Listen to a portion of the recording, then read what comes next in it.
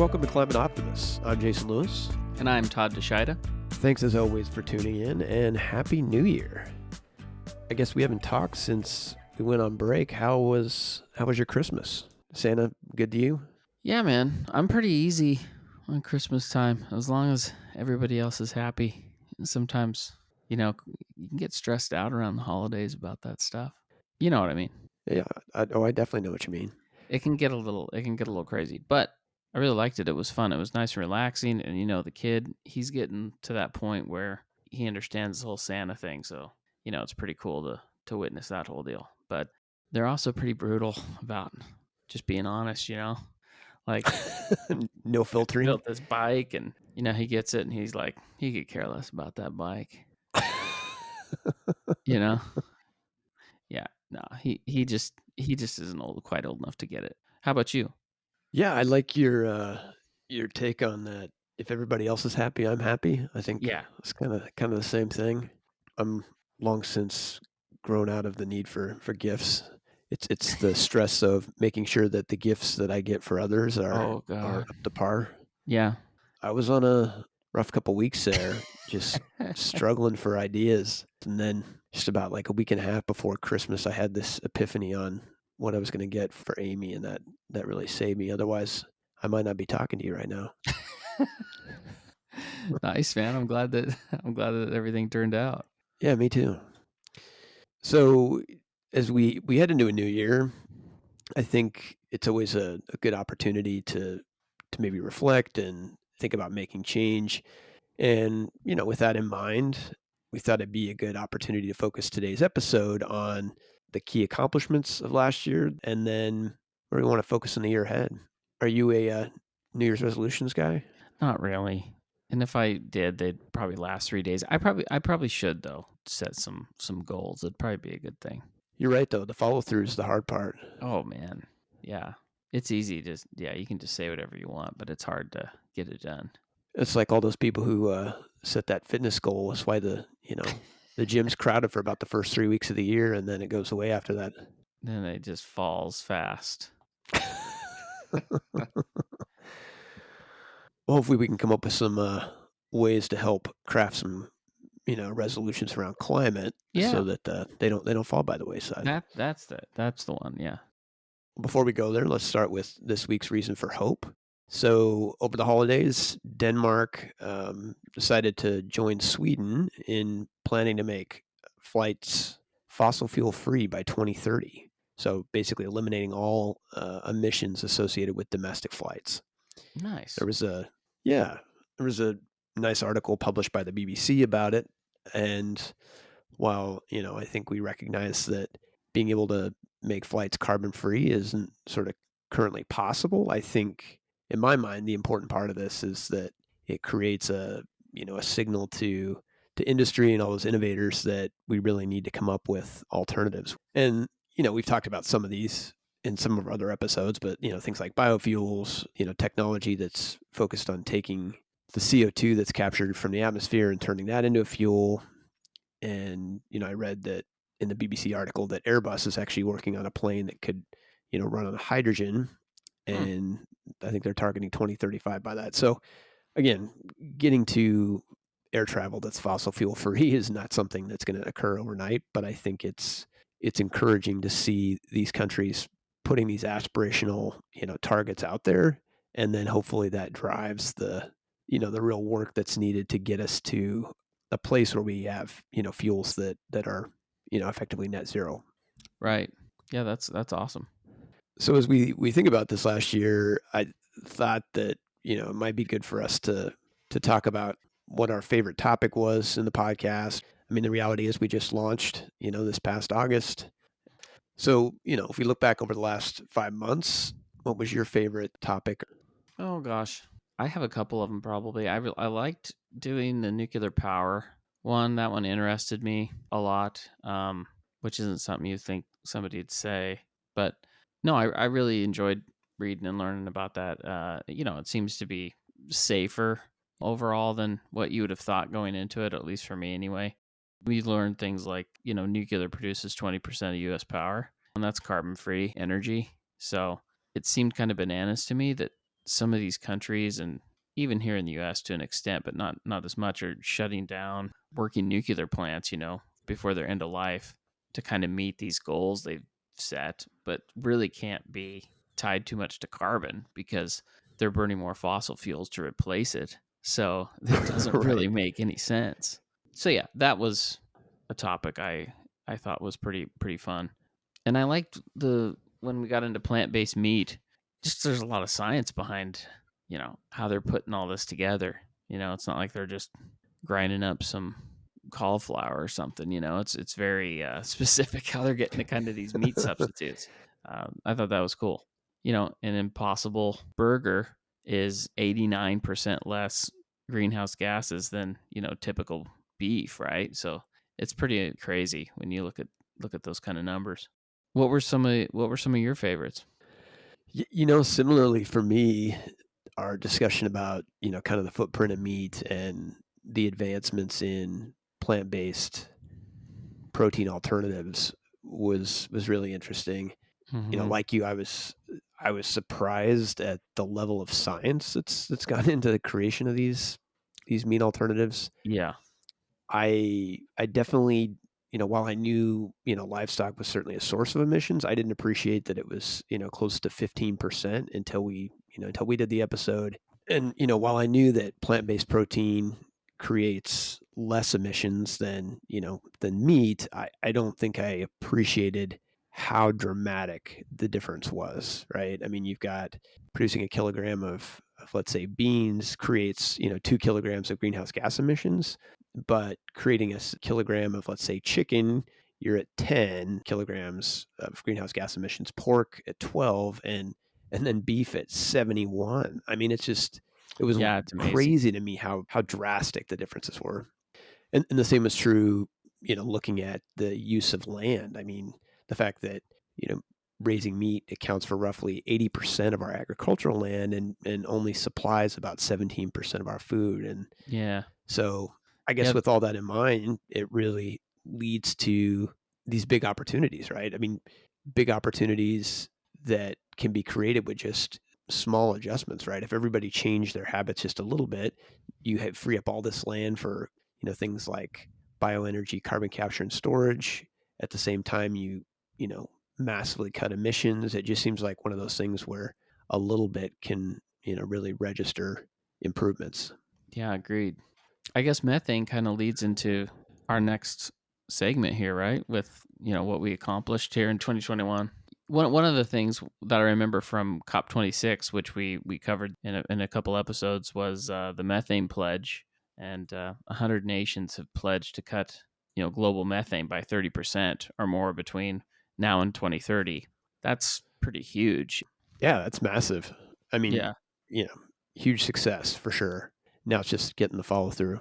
Yeah, we'll see what happens, right?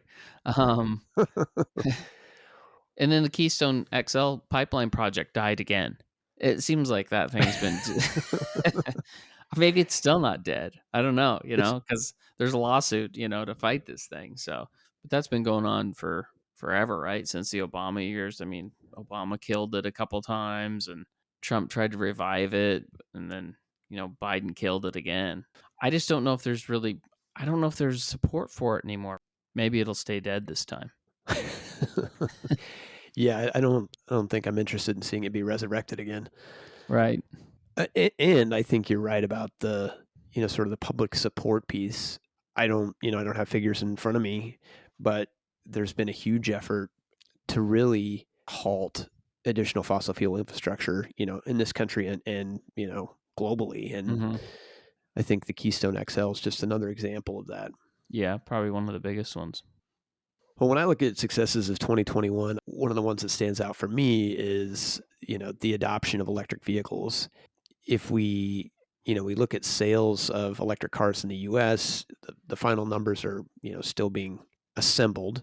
But, if you take just the first 10 months of the year, there was almost a near doubling of EV sales compared to 2020, which is massive. Yeah. That equates to about 350,000 more electrical vehicles on the road. I'm not sure if we credit all of that to the sales pitch that you made in our EV episode. I mean, Probably should.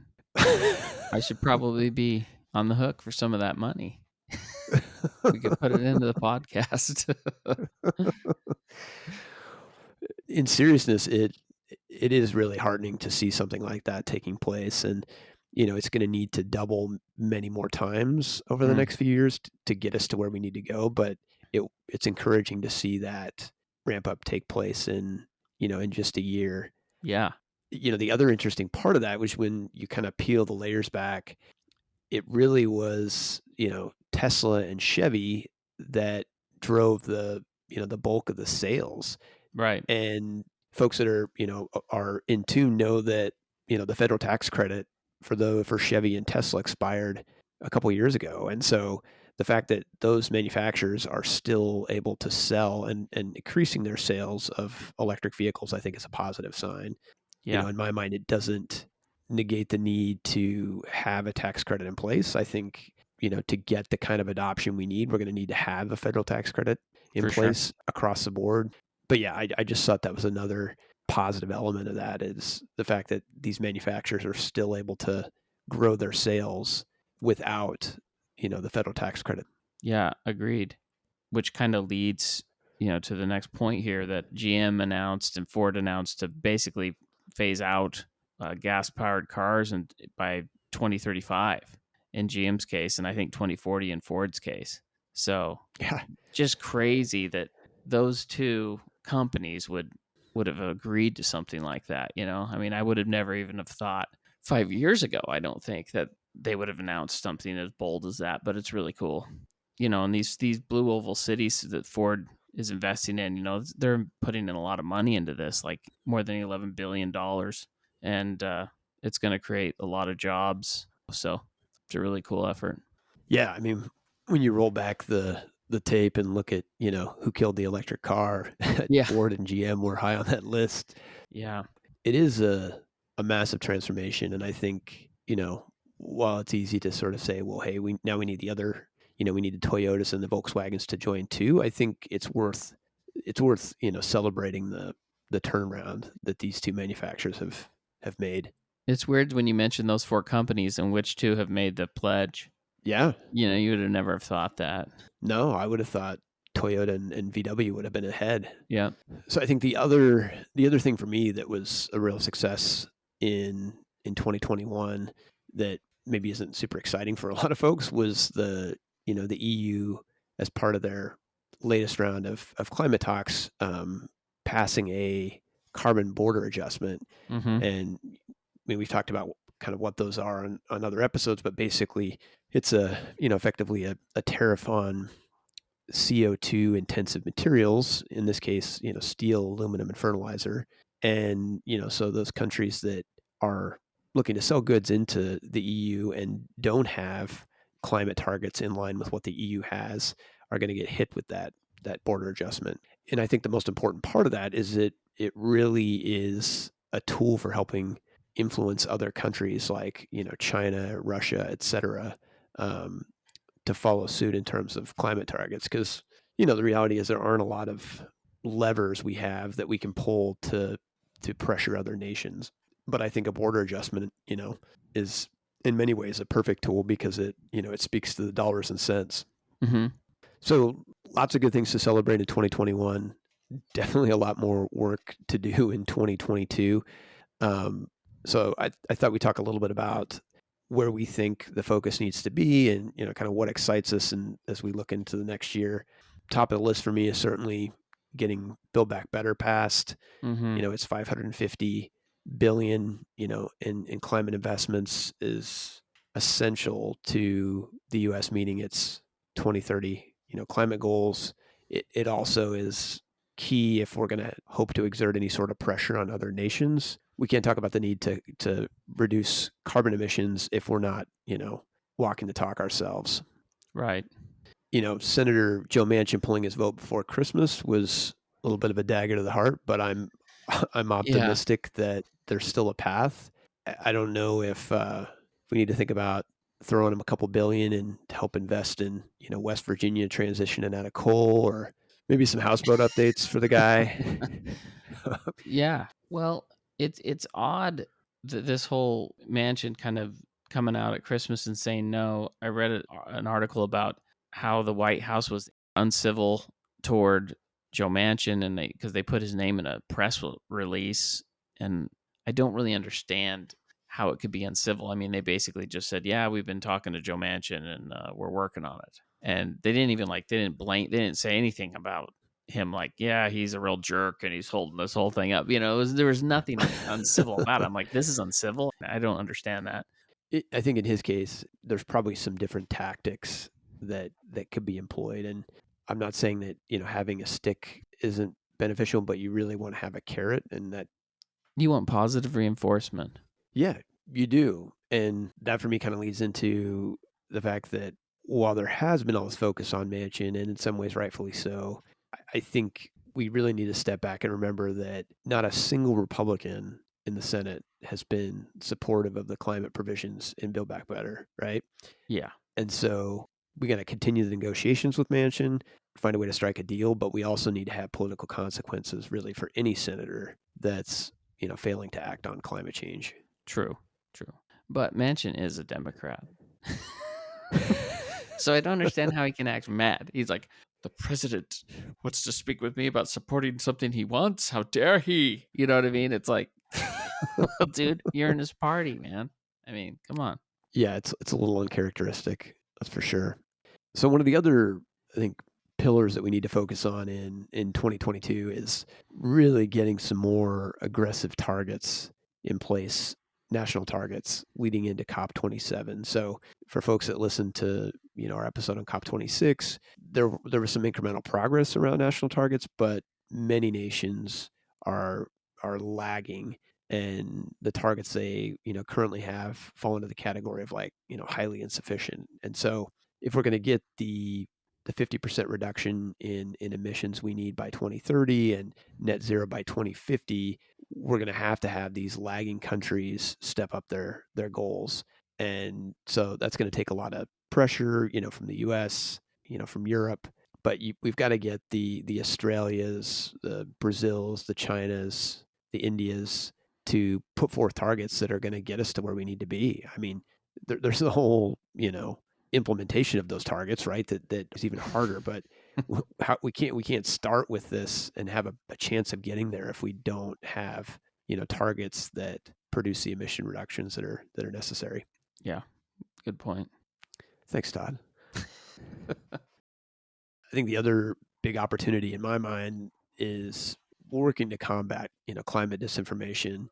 For those folks who tuned into our episode before the holidays, we had Kathy Mulvey from the Union of Concerned Scientists sharing about all the different places where the fossil fuel industry is doing harm when it comes to climate action.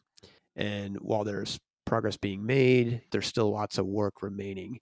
We've got lobbying that is still going on behind the scenes against any sort of climate legislation by the fossil fuel companies. There's sort of that dynamic we talked about where they're saying one thing publicly, but then behind closed doors they're saying something else. Right. We've got this kind of network of things that they fund that are focused on spreading falsehoods about either sort of the scope of the problem and the urgency, and then you've also got the greenwashing that's going on. I think my blood pressure notches up every time I see one of ExxonMobil's ads about all the things that they're quote unquote doing to deal with climate action, when in reality they're really doing everything they can to avoid mitigating climate change. Yeah. I thought your blood pressure just went up there when you were talking about it. You were like, my blood pressure. There was silence. I thought you were gonna bust a blood vessel or something. It just it's a sore spot for sure. One thing I want to get to this year in a podcast or maybe more is some of the disinformation on social media. Some of that's staggering, just about how much of that stuff is getting pumped out there. There was a nonprofit did a analysis of some data, and there are like more than 195 Facebook pages and groups, and they found an estimated 45,000 posts, denying climate change. And, these things get like millions of views, and people buy this stuff, And another thing that blows your mind is there's like 10 publishers are responsible for like nearly like 70% of the content out there. So it's not like there's a bunch of people behind this. There's just a small group pumping out a lot of material. So it'll be cool to check that problem out. Yeah, and how much of that links directly back to big oil and other Right. fossil fuel companies, right? Yeah, I think it's a lot of the same stuff, just online. Right. Social media is just another great megaphone for them to spread their propaganda message. Right. But it's pretty maddening when you think about the fact that the house is burning down, and these guys are trying to tell everybody that those flames aren't really fire, and the smoke isn't really smoke. Yeah, exactly. So as we think about what needs to be done in the next year, I think it's natural that we sort of ask ourselves, what can we as individuals do to make a difference? And so in thinking about the question, I think it's really worth considering a quote by the polar explorer Robert Swan that I really like. He says, "The greatest threat to our planet is the belief that someone else will save it." For me, it really drove the point home that we can't assume that government or business, or even the great environmental NGOs that are out there have it covered, right? I mean, the stakes are way too high to just assume that somebody else is going to do it. And I think to some degree, the reason we set out to start this podcast was really about that very thing, right? The fact that if we don't all find a way to contribute to the problem, it's not something that's going to be solved. So then that leads me to well, what are you doing, Todd Tashida, to help the climate in 2022? Man, that's it's like Smokey the Bear pointing at you. It's like that joke. You, only you can prevent forest fires. Yeah, I'm gonna be eating a Impossible Whopper a couple times a day, and that's gonna be my part in this whole thing. Or you Speaking of could, though, I I joke. mean, you were talking about Disneyland. You guys could ride your bikes down there. I mean, Yeah, that would be. pour your luggage in a trailer. I'd never make it back. I guess speaking of Impossible Burger, though, I do think one of my goals is probably to find, more meat alternatives for a personal goal. And then also kind of how to like get more into the advocacy piece of it too, and just explore that and spend more time in that area. That's what I'm thinking about doing. What about you? Or do you have any? I mean, you're pretty busy doing climate stuff as it is. What are you gonna do? Live in a tent or something? Well, in line with your comment about advocacy, I'm going to try to commit to calling one of my legislators each week and, press for climate action. So, we've Well, got our senators, we got our representative in the House, and then, state level legislators as well. And, I think if I can do it weekly, just rotate between them, and just gives you something that you can feel good about, doing your part on a weekly basis. mm-hmm. That'd be huge. And thinking about resolutions for this next year, and we encourage everybody to take some time to think about what you're willing to commit to support climate action. I think we have sort of the personal action category, and then advocacy. And personal actions, are beneficial because they, in my mind, they give us something tangible in this, this long journey to get legislation passed.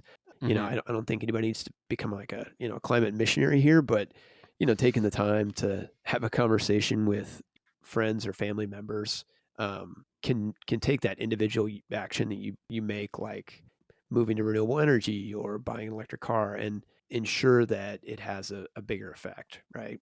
Mm-hmm. So, if you don't feel comfortable having those conversations with friends and family, just send us their name and phone number, and Todd will call them on your behalf. Oh yeah, I'll take care of it. In seriousness, though, there's a number of personal actions that are out there, and some of them are actually relatively easy and have a big impact. Things like switching to renewable energy, eating more plant-based. Another high impact item is cutting your emissions associated with transportation. So looking at buying or leasing an electric car. I know that's not necessarily financially a small decision to make, but encourage folks to think about what they can do to cut back on those transport emissions. And then, in that same vein, if you're doing any flying, focusing on, offsetting all of your flights with carbon offsets. So those are all helpful actions that each of us can take on our own. Mm-hmm. I take personal actions, and those make me feel good because it's something I can control, but it's not going to be enough to move the needle. I mean, they're things we should all do because it's the right thing to do, but it's not going to happen without advocacy. It's hard. Yeah. Well, it kind of has to be done by the government because who else will do it? It's like, I think, what was it, Noam Chomsky, that's like, you can't go buy a mass transportation system, No. It's not like going to the grocery store and getting it, so it's like there's only a handful of ways it's going to get done. Yeah. So in addition to personal action, I think the piece we should all be thinking about in the new year is what kind of advocacy work we're willing to get involved in. And when I'm talking about advocacy, I mean, pushing our legislators and our businesses to really to do the right thing on climate. And the reality is, while it's not always sexy work, it's the only way that we're going to get the emission reductions we need to hit, these climate targets. Mm-hmm.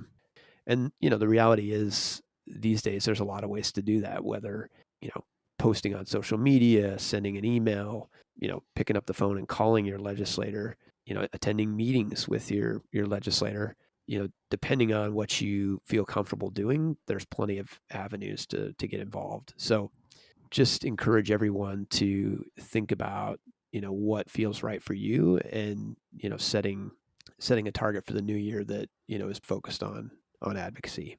In terms of next steps, I would encourage everybody to, find a friend or family member to kind of be your accountability partner, figure out, what are those, actions that you want to pursue in the next year, write them down, put them in a place where you won't forget, and then, set aside some time proactively on your calendar. The reality is we're all busy, and if we don't set aside time, it won't happen. That's for sure. How's that for a sermon? Amen. Once you've taken an opportunity to figure out what you're going to do for climate, send us your goals. We'd love to hear what you're planning to do, and helps us raise the bar for ourselves. And I think the reality is the more we all share what we're planning to do, it helps build that excitement and ultimately the energy we need to follow through. So I think that's a wrap. Thanks for tuning in. Come back next week for more climate solutions, reasons for hope, and ways each of us can make a difference. Climate Optimist is made possible by Climate Stewards Collective. You can find us on the web at climateoptimist.co. That's climateoptimist.co. And don't forget to follow us on social at Climate Optimist Podcast.